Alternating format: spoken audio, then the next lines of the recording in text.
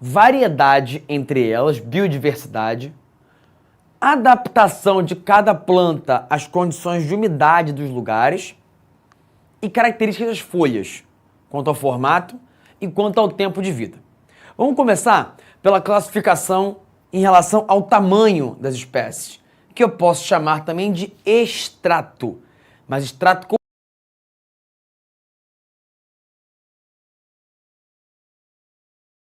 com S. Para quem é do Rio de Janeiro é difícil falar, né? Essa palavra aqui, meu diretor. Fala você aí. Extrato. Não tem como, né? Nós que é carioca, fala com muito X.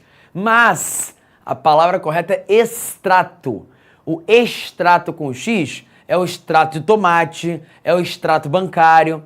O extrato com S é, digamos assim, a altura da planta. Numa floresta, a gente vai encontrar de tudo um pouco. Eu tenho plantas rasteiras, que são as que eu chamo de plantas do extrato herbáceo.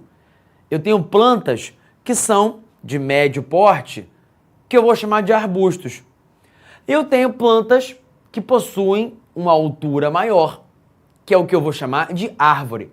Numa floresta tem tudo isso. Tem herbáceas, tem arbustivas e tem arbóreas, de médio e de grande porte. Mas nem todo bioma terá essas características. Alguns lugares vão ter quase que uma homogeneidade de espécies rasteiras, herbáceas, que eu também posso chamar de gramíneas. Alguns lugares vão ter um predomínio de arbustos, plantas de médio porte. Terão, então, uma vegetação arbustiva.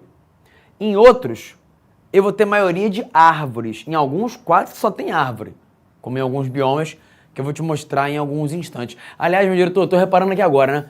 Como que a gente fala X, né? É o tempo todo. Eu tava aqui sem reparar, porque a gente já naturaliza. E aí, como eu falei do extrato, eu comecei a reparar todas as palavras. Arbustiva, extrato, tudo, cara, que a gente fala aqui, impressionante. Estresse, né? Espécie. O tempo todo tá aí o X brotando na boca do carioca, né? Carioca não, que apesar de ser Mengão, eu sou fluminense. Eu não nasci no município do Rio de Janeiro. Também não. Então não sou carioca. Nascidos no estado do Rio de Janeiro são fluminenses. E caso tenham nascido no estado do Rio e no município do Rio, aí eu sou um fluminense carioca. Não é o meu caso. Eu nasci fluminense, mas mudei e sou Mengão, né? É isso que importa. Pois bem, pois bem, né? Vida que segue. Quanto à diversidade, alguns lugares são lugares onde você olha e eu tenho basicamente o mesmo tipo de planta. É uma vegetação com pouca biodiversidade, homogênea. Tem outros lugares em que você vai encontrar de tudo um pouco. A vegetação vai ser heterogênea. Eu vou te dar um exemplo para diferenciar essas duas aqui. Olha para essa imagem. Aqui o que eu tenho é uma vegetação comum em parte do Brasil que fica mais ao sul do nosso território, a parte mais meridional. Você vai encontrar desse tipo de vegetação em áreas do Paraná, de Santa Catarina, do Rio Grande do Sul, em alguns lugares de São Paulo. Não vai encontrar muito não, porque a maior parte do que existia já foi pro saco, já foi desmatada, porque essa madeira aqui tem um grande valor comercial. Alguém sabe? O Carlos só mandou ali, lançou a braba. Mata de araucária, perfeito. Essa é uma imagem da mata de araucária, que é a conífera brasileira. Uma árvore conífera tem esse nome não à toa, porque ela em tese tem um formato de cone. Pensa num pinheiro, né? Aqueles pinheirinhos clássicos de filme americano, de filme que se passa no Canadá ou que se passa na Rússia. Aquilo ali é uma conífera. No Brasil, as coníferas são invertidas. Afinal, estamos no hemisfério sul, né? Tem que ser o oposto. Nossa conífera tem os galhos para cima. A araucária é uma conífera. A mata de araucária é uma vegetação homogênea. Assim como também é homogênea a vegetação que você encontra em uma parte do norte do Canadá, em uma parte do norte da Rússia, que é chamada de taiga. Olha para essa imagem aqui, tá vendo? Não sei se vocês veem com muito detalhe, Mas é como se fosse uma floresta de um tipo só de planta, uma conífera, que é o que eu vou chamar de taiga, e que é um tipo de ambiente que volta e meia aparece em filme. Essa imagem, inclusive, aqui é de um filme, né? Eu adoro colocar essa imagem porque eu odeio esse filme, cara. Eu acho ele muito, muito, muito ruim. E eu sempre pergunto a vocês se vocês já o assistiram, porque eu tô perdendo noção de tempo mesmo já. Esse filme já é velho. Então deve ter uma galera aí que nunca viu. Mas talvez tenha até alguém que viu, que é fã. O Carlos só identificou.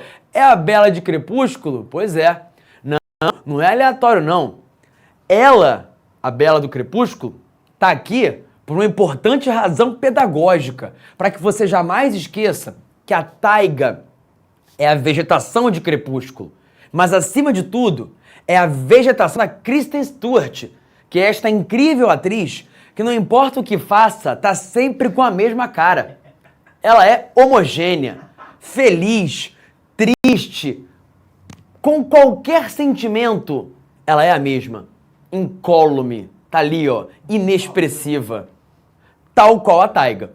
Então isso é algo que vai te ajudar a guardar. Não esqueça nunca, a taiga é uma floresta em que você vai ver em vastas extensões a mesma planta. É uma vegetação homogênea, tá bom? Ao contrário do que eu vejo nessa imagem aqui. Olha a multiplicidade de espécies, bolo doido, confusão só. Isso é um exemplo claro de uma vegetação heterogênea, que tem uma grande biodiversidade. Tá certo? Então, com isso você já conseguiu perceber que há biomas que são muito diferentes uns dos outros. Agora uma pergunta, você saberia me explicar o porquê? Por quê que em alguns lugares a vegetação é só de um tipo, em outros ela é super variada? Alguém sabe? Alguém chuta? Pensa comigo. Se eu tiver um lugar que é extremamente frio e aonde eu tenho uma variação de temperatura enorme entre uma época do ano e outra, será que muita gente consegue sobreviver ali? Não. Só os mais fortes, só os mais resistentes, só os mais adaptados que vão ter que ter roupa para esse tipo de situação. Logo, em lugares de climas mais extremos, é difícil para as plantas conseguirem sobreviver. A biodiversidade vai ser menor. Agora, em lugares com condições ideais, todo mundo consegue se dar bem. Então, em áreas onde eu tenha tudo que plantas gostam, luz, luminosidade, sol e água, umidade, muita chuva, isso torna perfeita a vida de muitas plantas. Para sobreviver no norte do Canadá, só a Bela, a taiga, o lobo e o Batman. Não é verdade? Aliás, assim, eu achava aquele ator tenebroso também, né? E eu já, quando vi a notícia do Batman, né, que seria com ele, com o Robert Pattinson, né? Já pensei, nossa, aí vem lixo, né? Mas me surpreendi. Achei um ótimo filme, achei que foi uma boa atuação. Comparar a atuação dele com a do Christian Bale, né? Que é o que antecedeu o Ben Affleck, é difícil porque o Batman do Christian Bale é brabo, né? Aquele aí do Coringa, né? Que tem o Cavaleiro das Trevas. O Batman do Ben Affleck foi uma tragédia, muito ruim, inclusive um dos piores filmes de herói que eu vi na vida, e olha que tem filme de herói ruim. É Batman vs Super-Homem. Meu irmão, que filme! Se você não viu, nunca veja, que é horrível. Mas o Batman do nosso Edward é legal, né?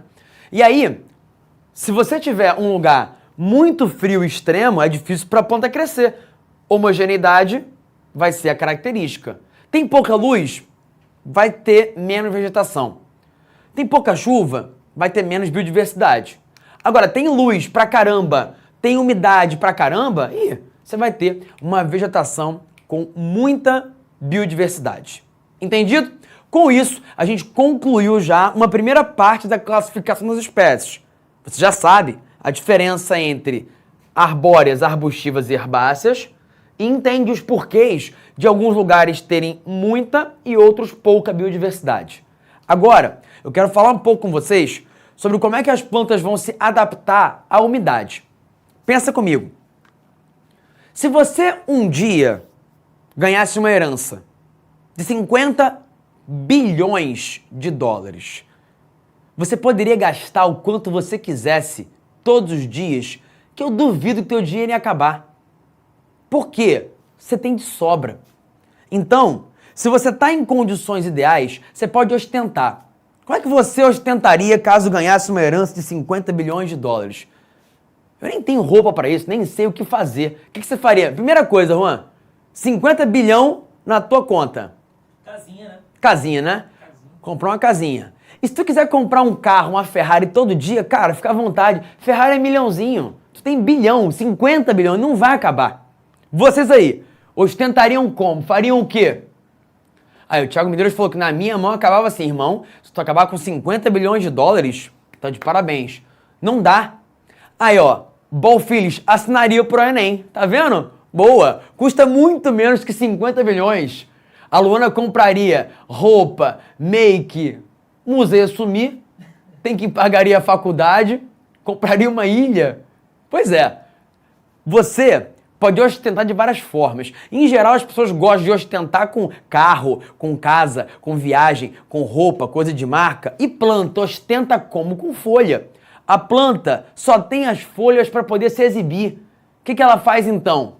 A planta que vive num ambiente úmido, a higrófita, ela vai esculachar as outras.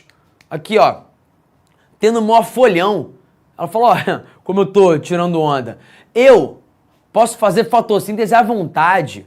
Olha o ambiente maravilhoso que eu vivo. Tem sol o tempo inteiro. Os dias são longos. A luminosidade é perfeita. Chove todo dia. Não preciso me preocupar em poupar energia. Então, plantas que vivem em ambientes úmidos são chamadas de higrófitas. Elas gostam de água. Olha o G aqui. Ela vive naquelas condições com muita água. E aí ela ostenta. Como? Mantendo uma folha larga, uma folha enorme. E mantendo essa folha larga, verdinha, o ano inteiro. Porque ela não precisa poupar. Olha lá, meus folhão aqui, ó. Tô tirando onda. Agora, imagina uma planta que viva num ambiente seco, onde chove 4 dias por ano. Imagina uma planta que tem que ficar ali, ó, o tempo inteiro olhando para o céu, quando é que será que vai chover? Caso ela precise de água todo dia, ela vai morrer. Então não dá. Planta para poder viver em ambiente seco tem que ser forte e malandra. Se ela sabe que não vai chover, ela mete as raízes ali, ó, pelo solo e vai catando água no lençol freático. Quando ela encontra água lá embaixo, ou quando chove nela, ela guarda a água no corpinho. Ela não vai usar de uma vez só. Ela vai deixar ali guardadinha para poder ir utilizando aos... E ela não vai querer correr o risco de algum bicho safado querer roubar a água que ela guardou. E não vai querer também jogar essa água fora através de folhas largas. O que essa planta vai desenvolver então? Um mecanismo que ao mesmo tempo permite ela poupar água e não perder para o meio e evitar ser atacada. Porque pensa, lá no deserto, nada com nada, só areia, do nada tem uma plantinha. Tu acha que quando um bichinho vem, se ele faz o quê? Ele vai, ó, dá-lhe um mordidão. Que mecanismo de defesa ela vai utilizar? Espinho. Vem pegar, vem, ó, praga ruim. E aí, ó, tu vai dar-lhe uma bocada no espinho. É por isso, inclusive, que os bichos que vivem em deserto desenvolvem mandíbulas extremamente fortes. Para quê? Para encontrar o cactus e os seus escudozinhos, seus espinhos, e dizer, cactus, deu ruim pra tu. Vlau, lambei inteiro. Eu, quando fui ao Atacama, me arrebentei todo num cactus lá sem querer. Eu tava passando no meio de um canto lá, aí o espaço era pequeno, eu meio que desequilibrei, caí em cima do cactus, foi uma experiência desgraçada. Desgraçada. Me machuquei todo, né? Vida que segue. E não parecia, cara, que era tão espinhento assim, tu olhava o espinho e não dava nada por ele. O bicho é afiado, é complicado. Mais uma história desgracenta da minha vida, né? Tem quem conte vantagem, eu só conto desgraça, cara. Só problema. Mas tô vivo, como sempre, evitando morrer. Um espinho é, portanto, uma adaptação de uma planta xerófita, adaptada a um ambiente seco. Agora pensa uma coisa. Se eu tiver uma planta que vive num ambiente em que uma época do ano chove, mas na outra não chove, o que ela vai fazer? Como que ela vai se vestir? Com espinho ou com a folha larga?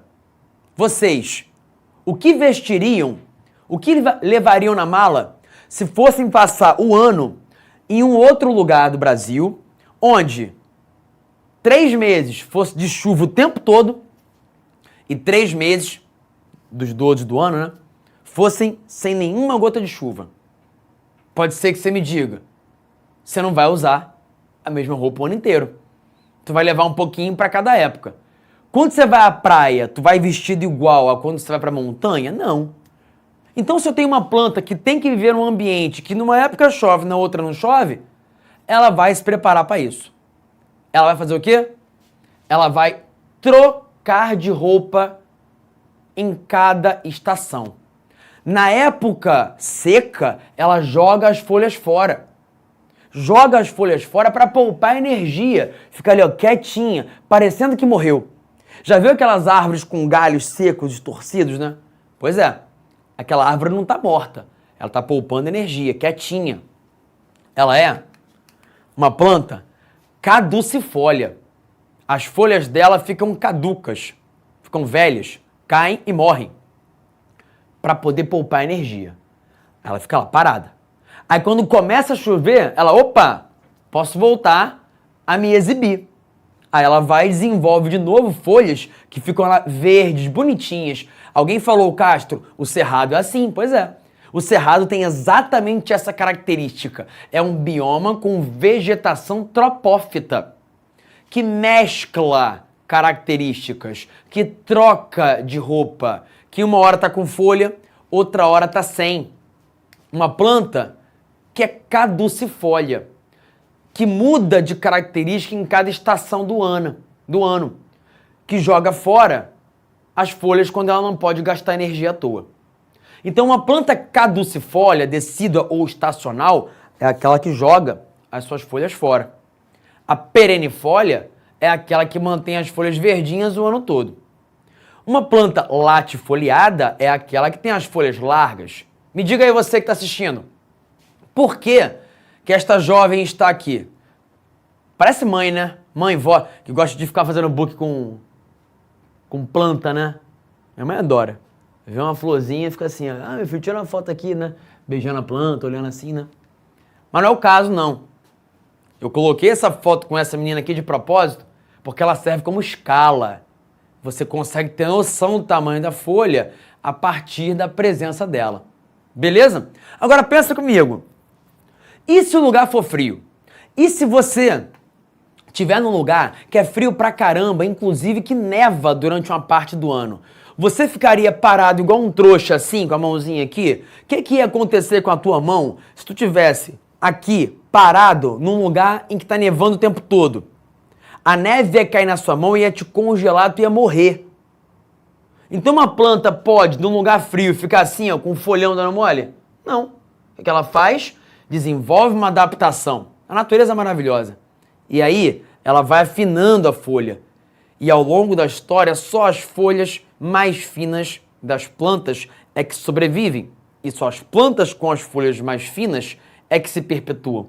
Resultando num tipo de planta que eu chamo de aciculifoliada. Cruz credo, o que é isso? Aciculifoliada. Folha fina, em formato de agulha. Uma folha adaptada para que quando a neve caia, ela possa não ficar presa ali. Uma folha adaptada para impedir o congelamento daquela plantinha. Para que ela não morra de frio na época mais fria do ano. Entendido? Espero que sim.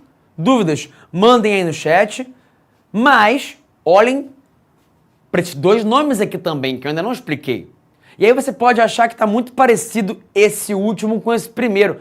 Mas não é não. Se liga no macete.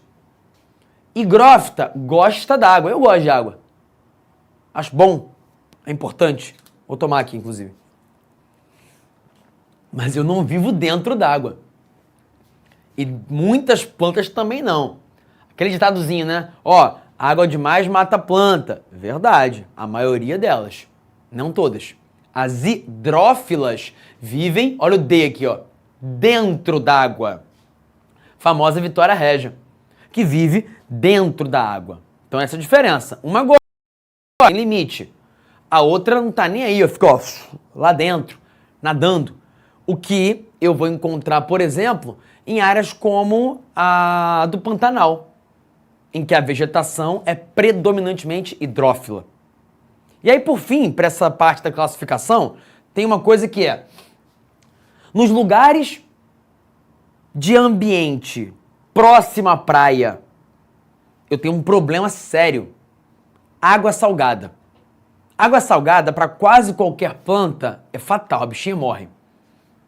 Algumas não. Algumas estão habituadas a isso. É o caso das restingas e dos manguezais. Manguezais que normalmente você encontra na foz de um rio, num estuário, ali no contato do rio com o mar, onde numa hora está mais água salgada, noutra hora está mais água doce, e a maré fica subindo e descendo, né? Então a planta tem que ser malandra, não só ser adaptada à água salgada, mas também ter uma raiz aérea, para ela poder não morrer afogada. Então isso é o que eu chamo de planta halófita. Tudo bem? Vamos então agora falar um pouquinho sobre a questão do Enem. Olha que texto difícil. Já leram Os Sertões? Acho pouco provável. É um texto muito bom, porém muito difícil, porque há uma forma de escrever cujas palavras são palavras com as quais a gente não está muito habituada. Vejamos. A travessia das veredas sertanejas é mais exaustiva que a de uma estepe nua. Estepe é um outro tipo de vegetação, que eu vou te falar daqui a pouquinho. Nesta, ao menos, o viajante tem o desafogo de um horizonte largo e a perspectiva das planuras francas, ao passo que a outra o afoga, abrevia-lhe o olhar, agride-o e estonteia-o, enlaça-o na trama espinescente e não o atrai. Repulsa-o com folhas urticantes, como o espinho, com os gravetos instalados em lanças, e desdobra-se-lhe na frente léguas e léguas, imutável no aspecto desolado.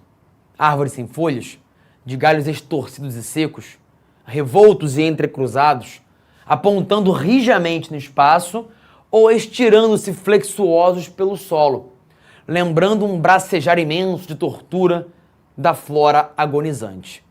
Esse fragmento, a tradução sai quando? Pois é, né? Complexo. Mas olha para os pontos importantes.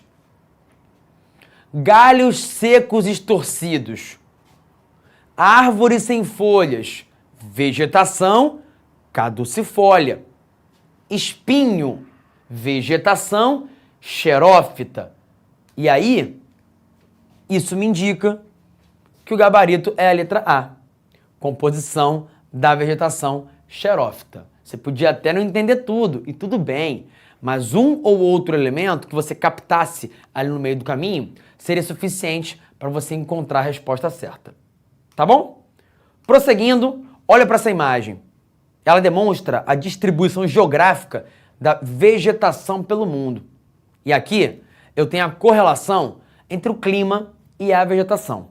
Eu vou mostrar aqui em instantes essa correlação melhor para vocês.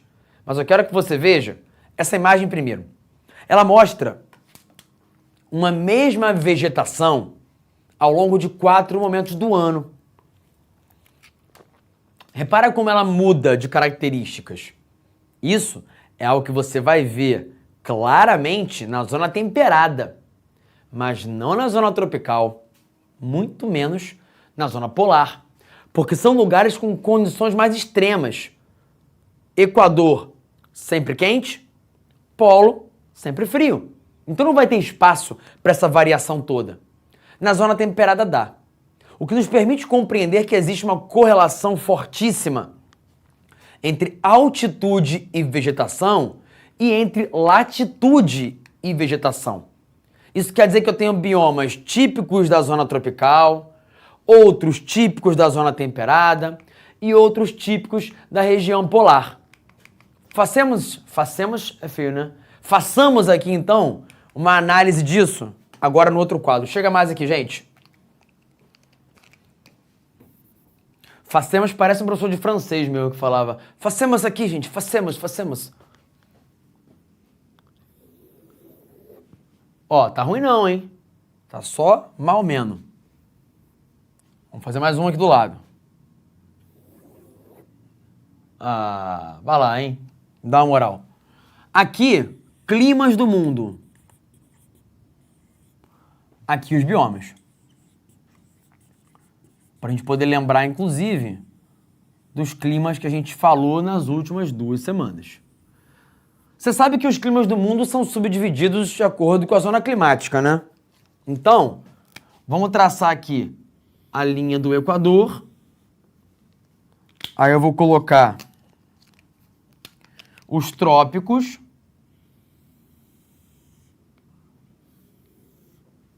E também os círculos polares.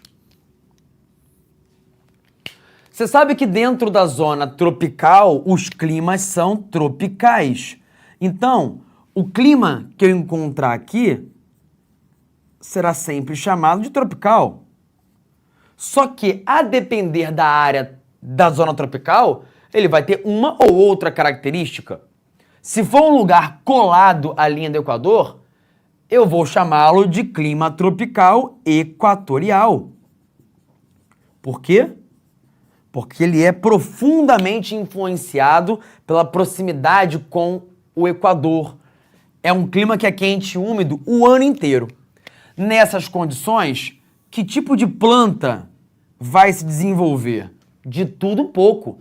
Uma vegetação higrófita, perennifólia, latifoliada, com enorme biodiversidade, que eu vou chamar de floresta. Floresta equatorial.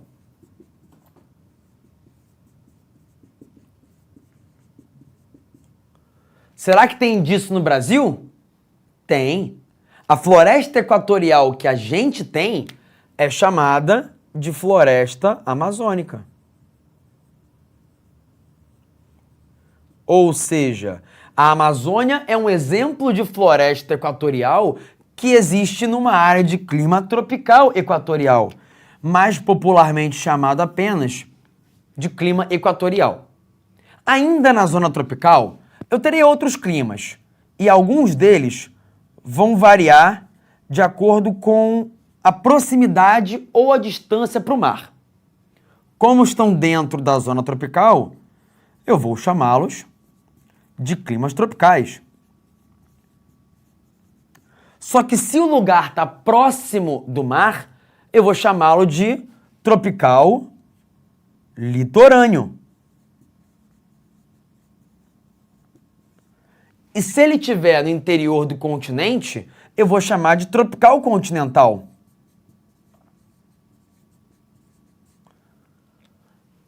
Aonde o clima é tropical litorâneo, a gente vai ter condições muito semelhantes